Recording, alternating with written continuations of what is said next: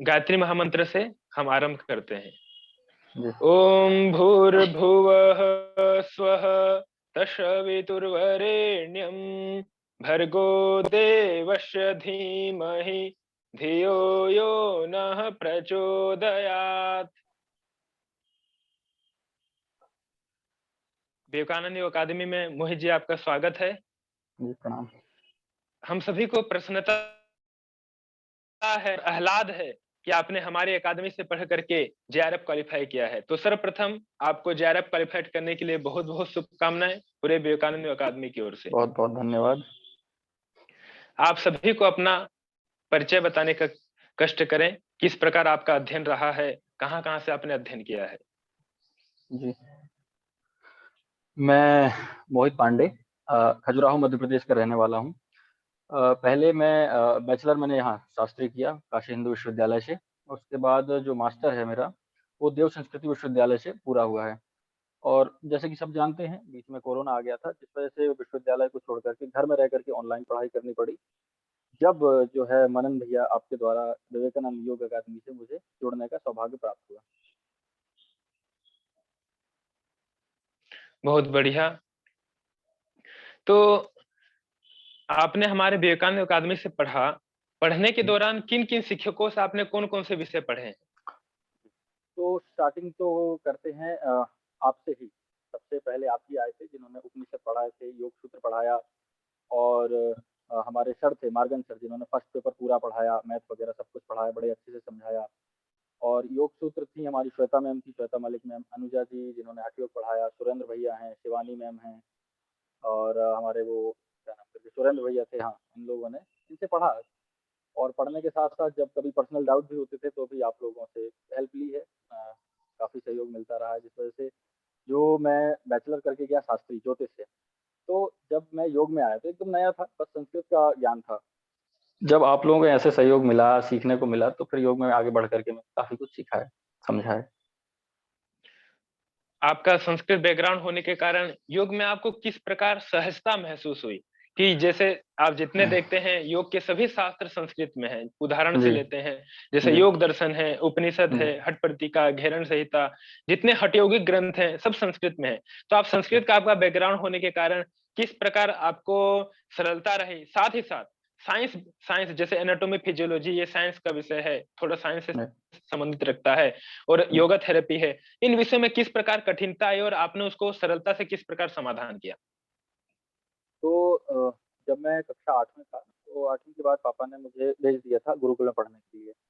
तो वहाँ पे मैंने पढ़ा, संस्कृत से ही पढ़ाई की। उसके बाद यहाँ बनारस आ गया। बनारस में पहले मैं व्याकरण से नहीं था, मतलब व्याकरण मैंने संस्कृत व्याकरण नहीं पढ़ी थी। बनारस में आकर के व्याकरण पढ़ी।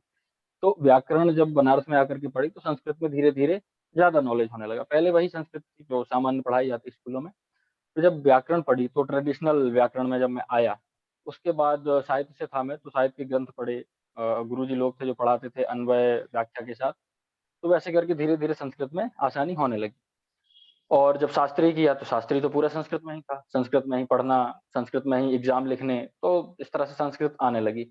और जब मैं वहाँ गया देव संस्कृत विश्वविद्यालय में पढ़ने के लिए, तो जो संस्कृत के सब्जेक्ट थे, तो उपनिषद हैं और योग सूत्र है, हठ योग हैं, तो व्याख्या के साथ-साथ संस्कृत को पढ़ने में सरलता। अब जैसे कि कहते हैं कि व्याख्या अगर आप याद करते हो तो याद नहीं होती, संस्कृत श्लोक जो है याद करते हो तो वो कंठस्थ हो जाते हैं और रह जाते हैं आपके पास। फिर उन श्लोकों के आधार पे आप उसकी व्याख्या कर सकते हैं अपने हिसाब से, जिससे आप एक अपना पॉइंट ऑफ व्यू जो होता है किसी भी विषय को लेकर के वो दे सकते हैं। तो इस तरह से मुझे संस्कृत से बहुत ज़्यादा फ़ायदा हुआ योग में।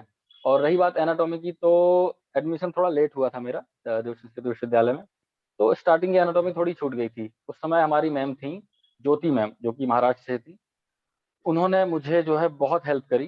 मतलब वो इंग्लिश में ही पढ़ाती थी मोस्टली लेकिन जब मैंने उनसे रिक्वेस्ट करी तो उन्होंने हिंदी, इंग्लिश दोनों मोड में पढ़ाना स्टार्ट करा और तब जाकर के एनाटॉमी में मेरी थोड़ी थोड़ी पकड़ बनी। तो जब मैं सेकंड सेमेस्टर में आया तो अनीता मैम मिली, अनीता पांडा मैम जो कि वहाँ से पीएचडी कर रही थी हमारे देव संस्कृत विश्वविद्यालय से। उनके द्वारा जब पढ़ाया गया तो फिर एनाटॉमी में मुझे रुचि आने लगी, साइंस की फील्ड में भी रुचि आने लगी। और मुझे पहले से ही ये रहा है कि अगर कोई चीज़ काम कर रही है तो कैसे कर रही है। तो शरीर की फिजियोलॉजी भी मैंने इस तरह से पढ़ी, इंटरेस्ट दिखाया। कई सारी किताबें पढ़ी, लाइब्रेरी वहाँ पे हमारी इतनी अच्छी है कि कई सारी किताबें पढ़ी। उनसे पढ़-पढ़ के मैंने अपना नॉलेज थोड़ा बढ़ाया। जी, जी। बहुत बढ़िया मोहित जी। प्रायः हमारे छात्रों का प्रश्न रहता है कि जेआरएफ तैयारी करने के लिए कितने घंटे लगाने पड़ते हैं, कितने घंटे पढ़ने पड़ते हैं। जैसे आपने पेपर 1 पेपर 2 दोनों की तैयारी की होगी, तो आप बताइए कितने घंटे आपने इनको दिया। देखिए, अगर वैसे घंटों की बात करते हैं तो सेमेस्टर वाइज़ जो आपके एग्ज़ाम होते हैं, जैसे सेमेस्टर में होते हैं, आप यूनिवर्सिटी में पढ़ रहे हैं, तो तब तो आप दोनों चीज़ों के समय निकालना पड़ेगा अलग-अलग करके। पर अगर आप फ्री हैं, जैसे सेमेस्टर के बीच में गैप हो गया, सेमेस्टर एग्ज़ाम अगर मार्च-अप्रैल में होगा, तो जून-जुलाई में जो एग्ज़ाम होगा, उसके लिए आपको अच्छा खासा फ्री टाइम मिल जाएगा। तो अगर आप वैसे फ्री हैं, जैसे सेमेस्टर एग्ज़ाम खत्म होने के बाद, तब आप सुबह का जो 1-2 बजे तक का टाइम है, वो मतलब मैं अपना जो बताता हूँ, मैंने अपना जो बना के रखा था। सुबह का 1-2 बजे तक का मेरा टाइम था फर्स्ट पेपर का, मैं उस समय फर्स्ट पेपर पढ़ता था। उसके बाद वाला जो पूरा रात तक का टाइम था, वो मैंने सेकंड पेपर को दे रखा था। और सुबह-सुबह अगर नींद खुल जाती है जल्दी, कई लोगों की को दिक्कत होती है, अगर नींद खुल जाती है आपकी 4 बजे, 5 बजे, तो आप 2 घंटे तक उसी को रिवाइज़ कर सकते हैं, रिवीज़न कर लीजिए। और अगर जैसे कि एग्ज़ाम 2 महीने बाद हैं या फिर ढाई या 3 महीने बाद हैं ऐसे करके, तो फिर आप मेरी सलाह ये रहेगी आपको कि आप पहले सेकंड पेपर में जो कि मेन कॉन्सेप्ट है, जैसे योग सूत्र हो गया, हठ योग हो गया, इन पे ज़्यादा फ़ोकस करें।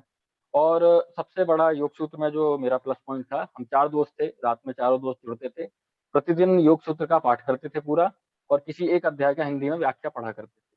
जिससे हमारा योग सूत्र बहुत ज़्यादा मजबूत हो गया और हमें स्कोर करने में काफ़ी आसानी हुई। तो और अगर कोई मेरे से सलाह माँगे फर्स्ट पेपर के लिए तो विवेकानंद योग अकादमी में उसको सजेस्ट करूँगा। इस तरह से वहाँ पे पढ़ाते हैं और क्वेश्चन आवर जो सेशन होता है हमारा और यूट्यूब पे वीडियो भी कई सारे पड़े हैं। ऐप है, ऐप में कई सारे वीडियो पड़े हैं, इससे काफ़ी हेल्प मिलती है। और भी यूट्यूब पे कई सारे जो लेक्चरर्स हैं मतलब टीचर्स हैं जो पढ़ाते हैं, उनकी भी आप हेल्प ले सकते हैं। मुझे यूट्यूब से मतलब बहुत ज़्यादा हेल्प मिली है जिससे मैंने फर्स्ट पेपर अपना काफ़ी इम्प्रूव जी, जी। किया। तो आपने किस स्ट्रेटजी से इसकी तैयारी की, पेपर 1 पेपर 2 की? पहले तो पेपर 1 के बारे में कोई आइडिया नहीं था, पर जब मार्गन सर ने पढ़ाया विवेकानंद योग अकेडमी में तो थोड़ा-थोड़ा पता चला क्योंकि वो लीग से एकदम हट के था। 8वीं के बाद मैं संस्कृत फ़ील्ड में आ गया, तो वो चीज़ें मैंने कभी पढ़ी नहीं थी।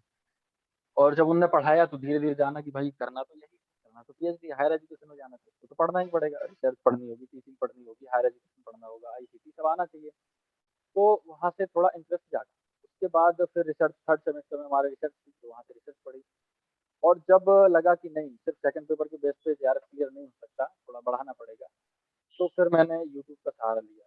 यूट्यूब से पढ़ता था मैं, हरिद्वार में आश्रम में रहता था मैं एक जगह पे, तो आश्रम में मुझे अच्छा खासा टाइम मिल जाता था, शांति भी थी वहाँ पे, तो यूट्यूब पे इस तरह से पढ़ाई स्टार्ट की और मैं, भानु, श्रवण हम 3-4 लोग थे, जो हम डिस्कस करते थे।